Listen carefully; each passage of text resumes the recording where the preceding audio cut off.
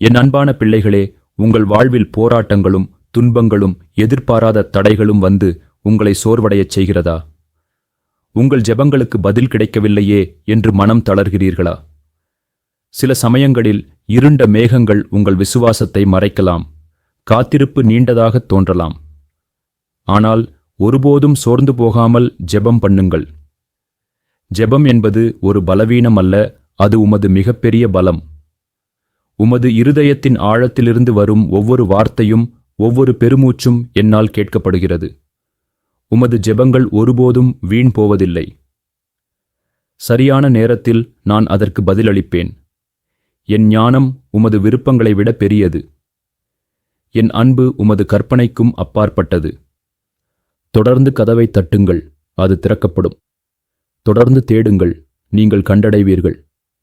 தொடர்ந்து கேளுங்கள், உங்களுக்கு கொடுக்கப்படும்.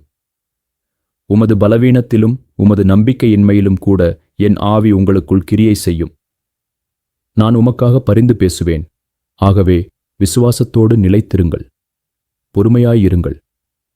ஏனெனில் உமது ஜெபங்களுக்கு நான் காது கொடுக்கும் தேவன். சோர்ந்து போகாமல் ஜெபம் பண்ணுங்கள், நான் உமக்காயிருக்கிறேன்.